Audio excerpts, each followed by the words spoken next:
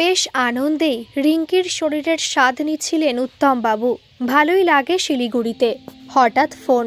ধ্যাত, এই সময়ে! বেশ বিরক্তি ভরেই ফোনটার দিকে তাকিয়ে দেখেন বিশু কলিং। একটু নড়ে চড়ে বসেন উত্তমবাবু। হ্যাঁ বল বিশু, কেয়া বাত? খবর খুব একটা ভালো না দাদা। আপনি কিছু শোনেননি? জানায়নি নেহা ম্যাডাম কিছু? কি শুনবো? কি জানাবে নেহা? আপনার স্কুলে তো দাঙ্গা লেগে গেছে গার্জেনদের সঙ্গে টিচার্সদের। টিভি খুলুন, দেখতে পাবেন একটা নার্সারির বাচ্চাকে একটা স্যার কি সব করেছে। সবে নতুন জয়েন করা সায়েন্সের টিচার। কি বলছিস বিশু? দাঁড়া, আমি তোকে মিনিট 15 পর ফোন করছি। শরীরের খিদে মাথায় ওঠে উত্তমবাবুর। টিভি চালিয়ে দেখেন উত্তাল স্কুল। শুক্লা ম্যাম কি সব বলছেন গার্জেনদের। পুরো নিউজটা শুনে ফোন করলেন উত্তমবাবু শুক্লা ম্যামকে। পুরো ঘটনা শুনলেন। তারপর ফোন করলেন বিশুকে। বিশু, ম্যাম তো বলছে ওই স্যার কিছু করেনি, গার্জেনরা ভুল বলছে, তবে মেডিকেল রিপোর্ট আসেনি এখনো, কাল বিকেলের আগে আসবেও না। আপনাকে নেহা বেটিয়া কিছু জানায়নি না দাদা? একটা বাঁকা হাসি হাসে বিশু। নেহি তো কেউ। ওই ছেলেটাকে চিনতে পারছেন দাদা? ভালো করে ছবিটা দেখুন, একটু ইয়াদ করুন। না, কোনোভাবেই মনে করতে পারলেন না উত্তমবাবু। এটা সেই নেহা বেটিয়ার বাঙালি আশিক দাদা। বিশু একবার যাকে দেখে আর ভোলে না। কি বলছিস বিশু? পাক্কা? একদম পাক্কা। ঠিক আছে, আমি রাখছি এখন, একটু ভাবতে দে। নেহার সেই বাঙালি ছেলেটা আমার স্কুলে? নেহাই নিল না আগে থেকেই ছিল? আগে থেকে থাকলেও নেহা নিশ্চয়ই জানে। আমাকে জানালো না কেন? এত বড় ঘটনা চেপে গেল আশিককে বাঁচাতে। ঘটনাটা দুভাবে কাজে লাগানো যায়। এই একটা সুযোগ পাওয়া গেছে নেহা বেটিয়াকে অঙ্কিতের কাছে ফেরত পাঠানোর। এক, নেহাকে যদি আমি এটা বলি ওই ছেলেটির কিচ্ছু হবে না যদি তুমি চুপচাপ অঙ্কিতের কাছে ফিরে যাও। আর দুই, মেডিকেল রিপোর্ট পজিটিভ করিয়ে ছেলেটাকে জেলে ভরা। কিন্তু ওই ছেলেকে জেলে পাঠিয়ে আমার কি লাভ হবে? তার চেয়ে নেহার সঙ্গে ডিল ফাইনাল করা যাক। ওই ছেলেকে আমি ছাড়িয়ে নেব, বদলে ও অঙ্কিতের কাছে ফিরে যাবে। ফোন করেন উত্তমবাবু বিশুকে। আজ রাতেই কলকাতার টিকিট করিয়ে দে বিশু, বাকি কথা কলকাতা গিয়ে হবে। পরের দিন সকালেই হাজির উত্তমবাবু। নেহা সবে ব্রেকফাস্টে। পাপাকে দেখে তো ভূত দেখার মতো চমকে গেল। পাপা আপ? কেন বেটিয়া, কি ভেবেছিলে গোটা বেঙ্গল আমার স্কুলের দুর্নাম করছে আর আমি শিলিগুড়িতে বসে থাকব? গার্জেনরা ভুল বুঝেছে পাপা, স্যার কিচ্ছু করেনি। কিছুক্ষণ বাদেই মেডিকেল রিপোর্ট এসে যাবে, সব প্রমাণিত হয়ে যাবে। আর যদি মেডিকেল রিপোর্ট পজিটিভ আসে? पापा रिक कभी भी ऐसा कर नहीं सकता, मुझे भी मालूम है नेहा। ওই ছেলে এটা করেনি, কিন্তু মেডিকেল রিপোর্ট আমি বদলে দিতে পারি 30 মিনিটে। পাপা, তুমি রিকের পেছনে এভাবে কেন পড়ে আছো? ও কি ক্ষতি করেছে তোমার? লিভ হিম পাপা, ও আমাদের স্কুলে ছেড়ে চলে যাবে। রিক অনেক ক্ষতি করেছে আমার, ওর জন্য অঙ্কিতের মতো ছেলের কাছে ফিরতে চাও না তুমি? আমাদের বংশে এত সাহস কোনোদিন কেউ দেখায়নি নেহা। আমি অঙ্কিতের কাছে ফিরতে চাই না, কারণ অঙ্কিতের চরিত্র আমি মানতে পারি না পাপা। রিক দায়ী নয় তার জন্য। তাই আমি তো যতটুকু জানি অঙ্কিত তোমার সঙ্গে খারাপ ব্যবহার করেনি কখনো। ছেলেটা নিজেদের সোনার দোকান এই কবছরে কোথা থেকে কোথায় নিয়ে গেছে খবর রাখো? ও কতবার তোমায় ফিরিয়ে নিয়ে যাবার কথা বলেছে, তুমি জেদ দেখিয়ে যাও না, ডিভোর্স ফাইল করে দিলে। তুমি কি ভাবো আমি কিছু বুঝি না? এই সব তুমি ওই বাঙালি ছেলেটার জন্য করেছো, কারণ ও সব সময় তোমার দিলে ছিল। উত্তেজিত হয়ে পড়ে নেহা। হ্যাঁ ঠিক, রিক সব সময় আমার দিলে ছিল, কিন্তু তার মানে এই নয় যে রিকের জন্য আমি সংসার করতে পারিনি। অঙ্কিত ইজ এ ওমানাইজার পাপা, অনেক মেয়ের সাথে সম্পর্ক ওর, এটা আমি মানতে পারিনি। তো অনেক লড়কিকে বসে এটা বলতে চাও তো? তাতে হয়েছেটা কি? ওর ওয়াইফ তো তুমিই আছো, তাই না? সফল পুরুষ মানুষের এরকম দু একজন বাইরের পোষা গার্লফ্রেন্ড থাকতেই পারে। তুমি শুধু দেখবে তোমার কোনো অসুবিধা হচ্ছে কিনা, ব্যাস। না, সবাইকে অবাক করে দিয়ে চিৎকার করে ওঠেন প্রিয়া দেবী। আমি যা মেনে নিয়েছি আমার মেয়ে তা মানবে না। বেশ করেছে ও অঙ্কিতের ঘর করেনি। কিছু বোঝার আগেই সপাটে এক চর পড়ে প্রিয়া দেবীর গালে। রাগে হিতাহিত জ্ঞান শূন্য হয়ে যান উত্তমবাবু। দুজনেই শোনো, মেয়েদের এত কথা সহ্য হয় না আমার। নেহা অঙ্কিতের কাছেই ফেরত যাবে, এবং আজই। হয় ও অঙ্কিতের কাছে ভালোই ভালোই ফেরত যাবে, আর তা না হলে ওর রিক জেলে পৌঁছবে একটা বাচ্চা মেয়েকে ধর্ষণের অভিযোগে। মেডিকেল রিপোর্ট চেঞ্জ করতে 30 মিনিট লাগবে আমার।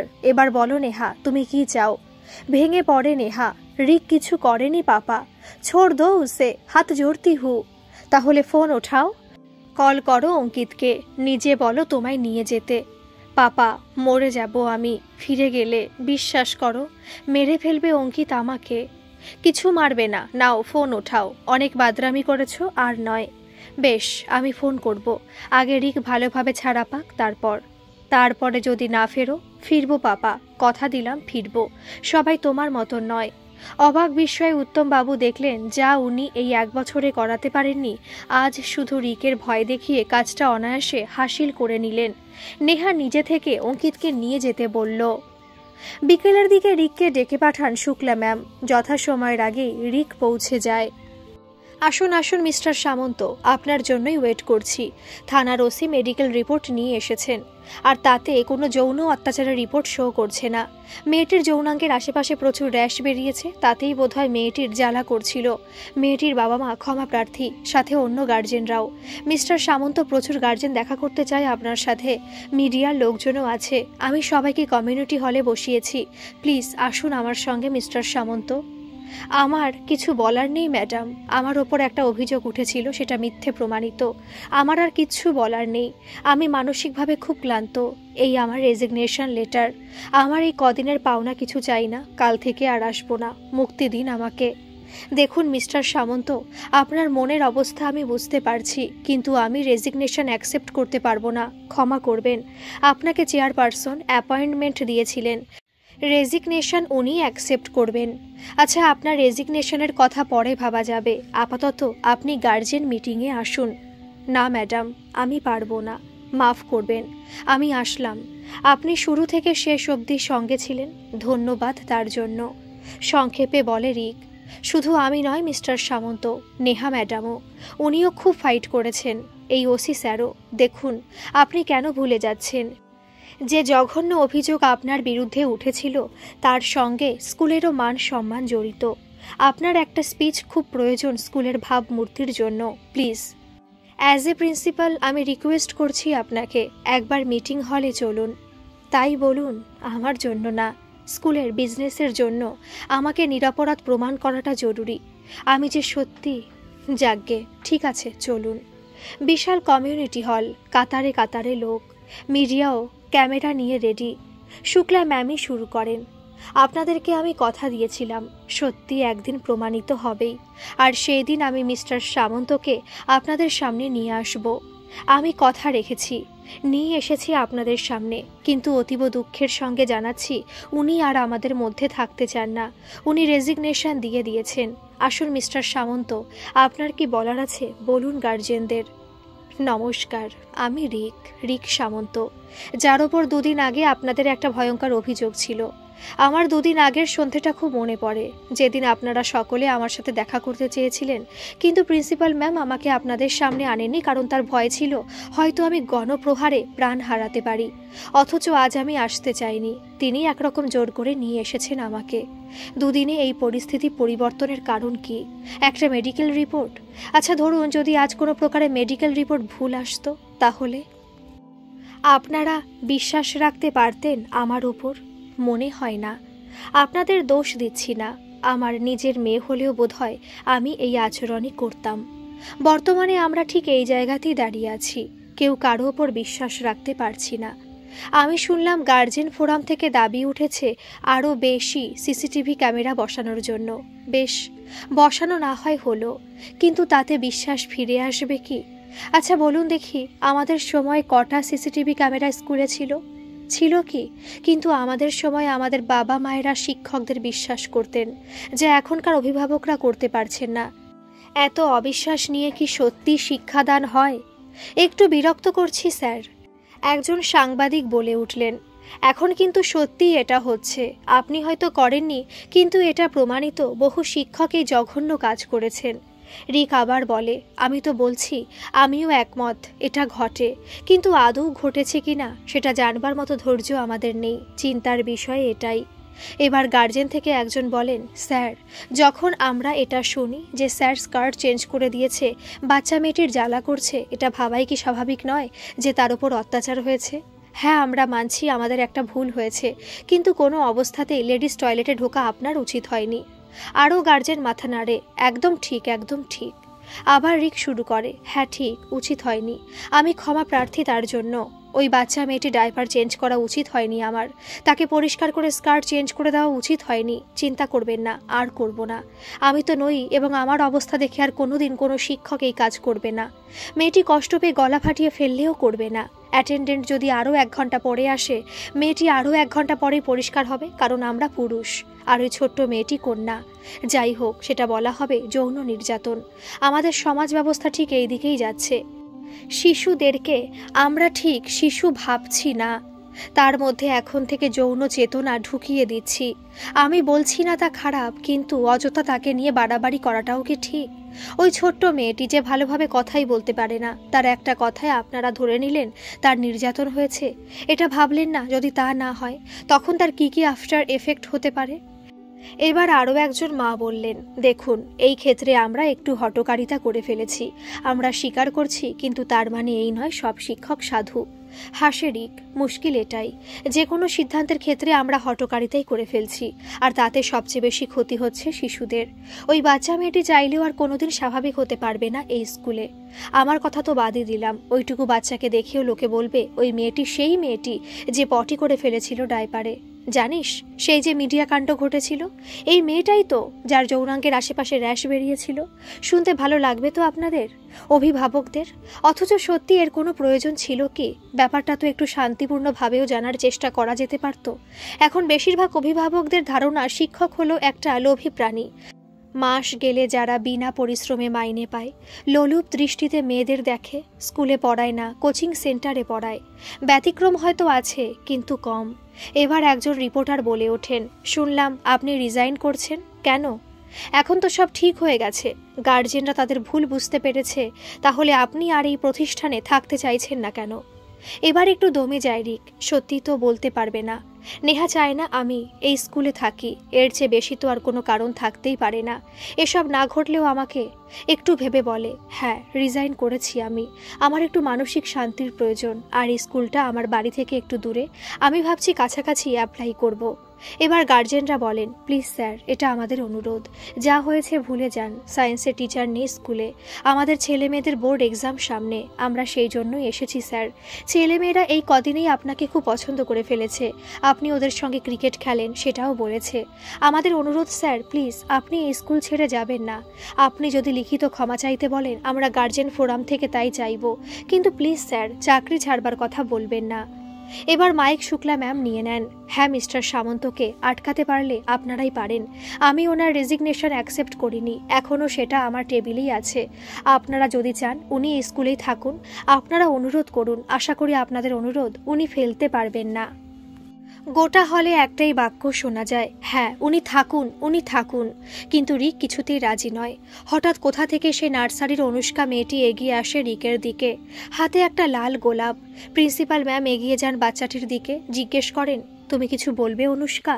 মেয়েটি মাথা নেড়ে হ্যাঁ বলে। মাইক দেন ওকে, শুক্লা ম্যাম। মেয়েটি শুধু এইটুকু বলতে পারে, থ্যাংক ইউ স্যার। গোটা হল স্তব্ধ, যা কেউ পারল না ওই ছোট্ট মেয়েটি পারল। রিক জড়িয়ে ধরে কেঁদে ফেলল, কেমন আছো অনুষ্কা? বাচ্চা মেয়েটি মাথা নেড়ে বলে, ভালো। বাচ্চা মেয়েটির মাও হাত জোর করে এগিয়ে আসে, আর কেউ কোনো কথা বলবার অবস্থায় নেই।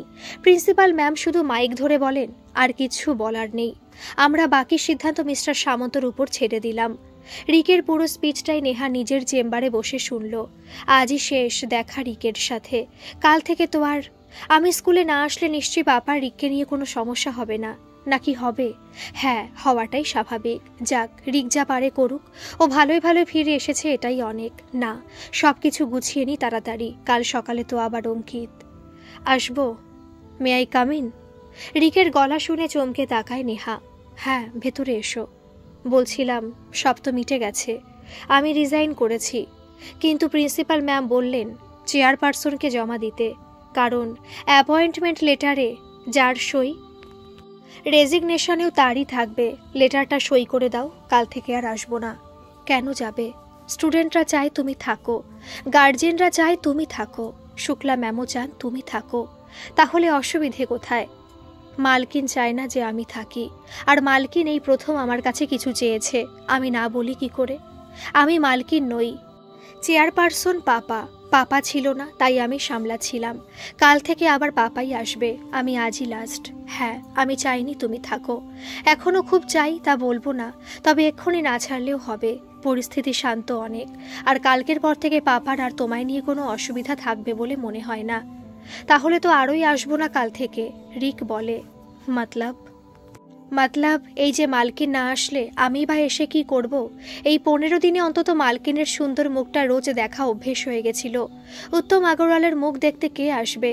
তাই তুমি তো ভাবতে আমি তোমায় চক্রান্ত করে ফাঁসিয়েছি। ও, সেই অভিমানে কাল থেকে আসবে না বুঝি? বলেছিলাম, রাগে দুঃখে ওই সময় মাথা ঠিক ছিল না, শুধু এটাই মনে হয়েছিল তুমি উত্তম আগরওয়ালের মেয়ে, সরি ফর দ্যাট। আর এইটা ভাবলে না নেহা এটা তোমার সঙ্গে করতে পারে না? চোখের জল আর বাঁধ মানে না নেহার। কাঁদছো কেন? বললাম তো সরি। তুমি বুঝবে না রিক। আচ্ছা ছাড়ো, কি চাও বলো? রিলিজ চাইলে সই করে দিচ্ছি, আর না চাইলে থাকো, কোনো প্রবলেম নেই। আমি বেরোবো, তাড়া আছে একটু। নেহা বলে, অলরেডি রাত 9টা, রাত হয়ে গেছে। বর বকবে বুঝি? না, পাপার কাছেই ফিরবো। কাল ফিরবো অঙ্কিতের কাছে, প্রায় 1 বছর পর। কেন 1 বছর পর কেন? থাকো না তুমি বরের সঙ্গে? না, লেকিন কাল থেকে থাকবো। তোমার সঙ্গে আজই শেষ দেখা, ভালো থেকো।